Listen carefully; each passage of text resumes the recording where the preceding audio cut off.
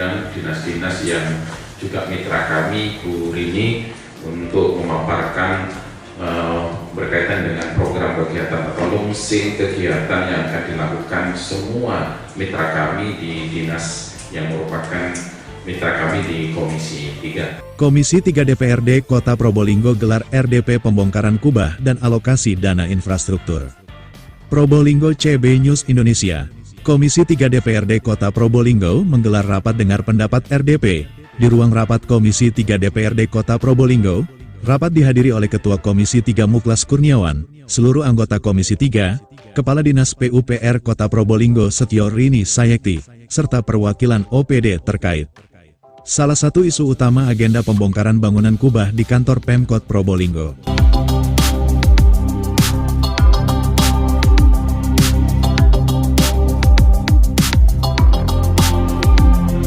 Anggota Komisi 3 Eko Purwanto mempertanyakan dasar hukum serta sumber anggaran yang digunakan dalam proses tersebut. Kami ingin mengetahui dasar dari pembongkaran ini. Anggaran yang digunakan berasal dari mana dan apakah ada perencanaan sebelumnya? Jika tidak ada perencanaan biasanya itu bersifat urgence. Jika tidak ada urgence, apakah pembongkaran ini merugikan aset daerah? Tanya Eko Purwanto, anggota Komisi 3 fraksi PKB. Menanggapi hal ini, Kepala Dinas PUPR Perkim Kota Probolinggo Setio Rini Sayekti menjelaskan bahwa pihaknya hanya menjalankan instruksi tanpa adanya perencanaan lanjutan untuk pembangunan kembali kubah tersebut. Kami hanya menjalankan perintah atasan, dan secara regulasi tidak ada pelanggaran dalam pembongkaran ini. Kubah yang dibongkar merupakan aksesoris bangunan yang tidak mempengaruhi struktur utama. Anggaran yang digunakan dalam pembongkaran tersebut sekitar 10 juta rupiah. Dengan nilai aset yang dibongkar di Pemkot sebesar 56 juta rupiah, dan di lokasi lain sebesar 35 juta rupiah. Jelas Setio Rini Sayekti. Apa yang dilakukan oleh Dinas PUPR, yaitu pembongkaran kubah yang ada di Pemkot atau rumah dinas.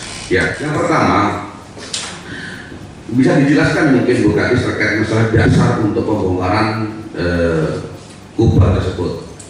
Ya, dasarnya apa? Terus anggaran yang digunakan itu mana? Karena kita ketahui bersama, untuk pembongkaran atau pembangunan pasti akan menggunakan anggaran.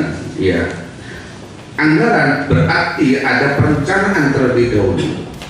Yang kami ketahui, yang tanpa ada perencanaan itu sifatnya urgensi. Ya, nah, dari pengalaman ini, dari apa yang kita lakukan, apa yang kita lihat, apa bentuk urgensinya terkait masalah pembongkaran kubah tersebut? Pak Eko, terkait dengan dasar dari kenapa kami dari Dinas PU melaksanakan pembongkaran kubah tersebut adalah memang arahan dari Bapak Wali Kota melalui Ibu Sekda.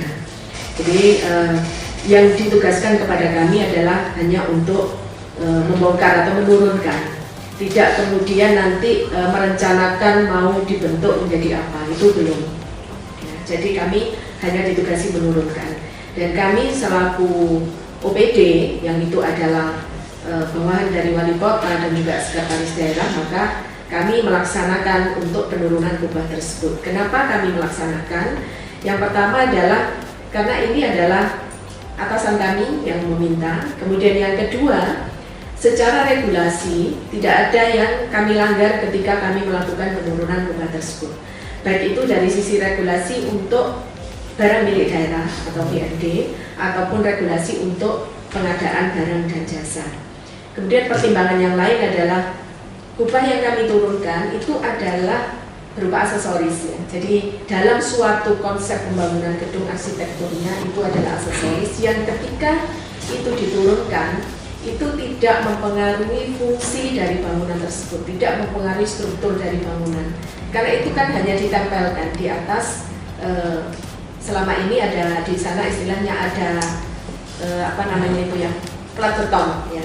Jadi itu hanya ditempelkan saja di atasnya. Dan ketika itu diambil ya tidak akan terjadi efek apapun karena itu hanya dari sisi arsitektural aja. Kemudian untuk dari sisi anggaran ini karena hanya pekerjaan menurunkan. Kalau di kami ini kan seperti yang saya sebutkan tadi, ada pekerjaan itu yang dengan menggunakan penyedia, ada yang swap-lola yang dilakukan oleh kami sendiri. Karena ini hanya membongkar dan menurunkan, maka yang cukup swap-lola, kami hanya menggunakan jasa dari tukang ya.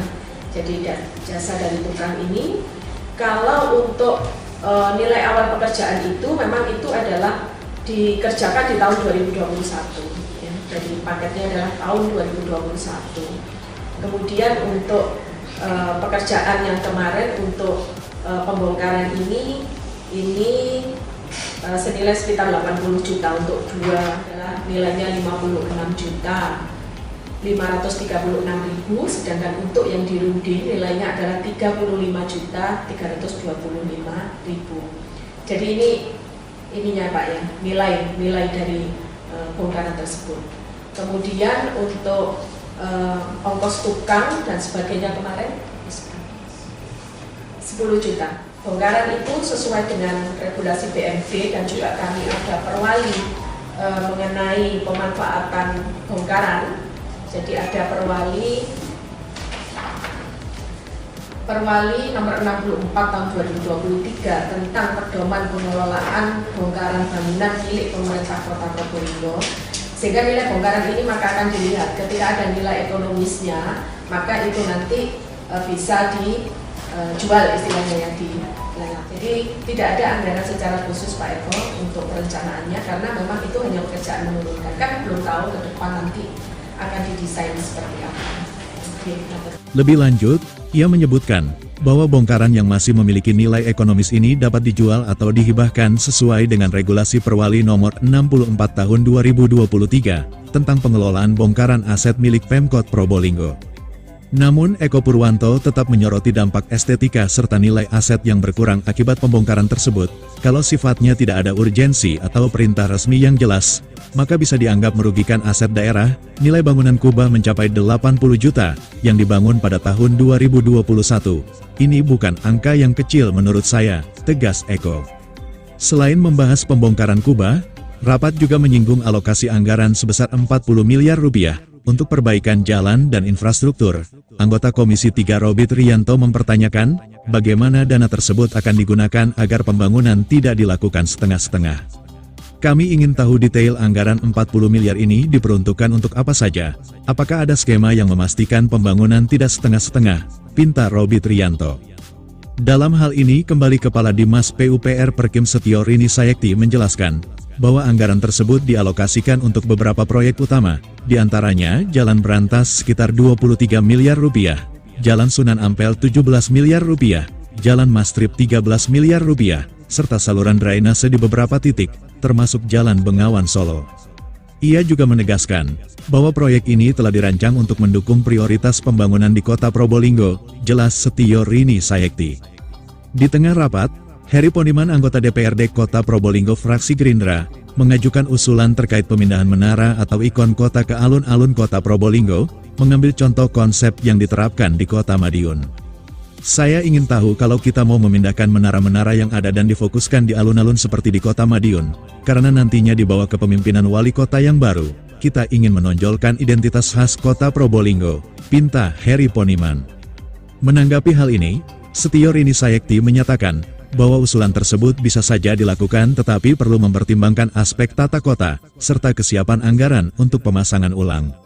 Secara konstruksi, pemindahan ini masih memungkinkan tetapi membutuhkan biaya tambahan untuk instalasi ulang. Selain itu kami juga perlu mempertimbangkan aspek keamanan barang-barang yang dipindahkan ke alun-alun, karena kesadaran masyarakat dalam menjaga fasilitas umum masih perlu ditingkatkan. Ia menambahkan bahwa keputusan terkait penataan kota juga harus melibatkan Bapeda dan berbagai OPD terkait, agar perencanaan dilakukan secara bertahap sesuai dengan kebutuhan kota hingga tahun-tahun mendatang. Dengan adanya rapat dengar pendapat ini, diharapkan koordinasi antara DPRD dan OPD semakin solid, sehingga kebijakan yang diambil benar-benar membawa manfaat bagi masyarakat Kota Probolinggo. Mamat Abdullah dan Gogon Harum, koresponden CB News Indonesia, mengabarkan dari Kota Probolinggo, Jawa Timur. Terima kasih Bu Rini, lalu terima kasih Bapak Ibu sekalian yang hadir pada pertemuan siang hari ini. Untuk selanjutnya, biar menutup saudara sekretaris, karena yang bukan sekretaris nanti biar yang menutup dari sekretaris. Dari kami selaku pimpinan rapat, kami menyampaikan terima kasih dan mohon maaf apabila ada hal-hal yang kurang berkenan. Terima kasih. Assalamualaikum warahmatullahi wabarakatuh. Saya kembalikan kepada sekretaris. Oh iya, kalau itu nanti kan saya juga tergantung. Tadi seperti sudah disampaikan di forum ya, bahwa nanti dari Komisi 3 juga akan berkomunikasi dulu dengan eksekutif. Dalam hal ini adalah dengan wali kota. Seperti saya sampaikan juga, ya kota ini memang harus punya konsep. Nanti penataannya seperti apa, ya kita nanti mengikuti. Ya. Jadi itu bukan secara sepihak dari PU nantinya, tapi dari kebijakan wali kota untuk penataan landscape kota ini seperti apa. Kalau toh pun nanti harus dipindahkan, ya tentu saja nanti kami juga dengan mekanisme sesuai dengan regulasi yang ada. Seperti itu. Efisiensi anggaran terkait dengan apanya? Kalau pemindahan itu kan jelas justru membutuhkan biaya, kan justru membutuhkan biaya karena instalasinya kan juga harus dibongkar, kemudian listriknya juga harus disediakan lagi karena itu masing-masing meterannya kan ada ya. Nanti kan pasti dikaji oleh tim.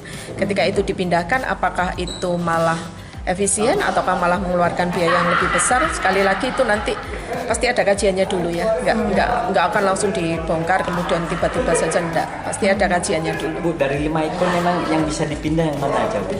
Loh, kalau secara keseluruhan itu semuanya kan berupa barang. Kami katalognya itu kan barang ya, barang. Sehingga ketika nanti kepinginnya kota ini nanti penataannya ke arah mana ya, itu nanti kami sesuaikan. Seperti itu. Yang Monas itu kan ada fisiknya juga di bawah. Oh ya, kalau yang fisiknya ya jelas nanti konsepnya kan untuk pekerjaan fondasinya dan sebagainya kan mungkin nanti bisa dimanfaatkan untuk yang selanjutnya. Sedangkan yang ornamen ininya ya sekali lagi itu nanti kan butuh penghitungan juga butuh pencermatan dari regulasi BMD ya, kan nggak bisa ujuk-ujuk nanti. Kayak gitu. Menara. Jadi gini loh, untuk menjadikan Kota Probolinggo menjadikan jati diri Kota Probolinggo yang lama, jangan hanya kubah aja yang dibongkar, tapi menara-menara yang ada itu harus dipindah, bukan dibongkar loh ya, tapi dipindah. Paling tidak nanti diganti dengan menara atau tugu-tugu yang menonjolkan jati diri Kota Probolinggo. Contohnya Mangga dan Anggur, juga Jalan Bodak atau dan lain-lainnya. Paling tidak ciri khas Kota Probolinggo lah yang kita tonjolkan nanti, jangan menara.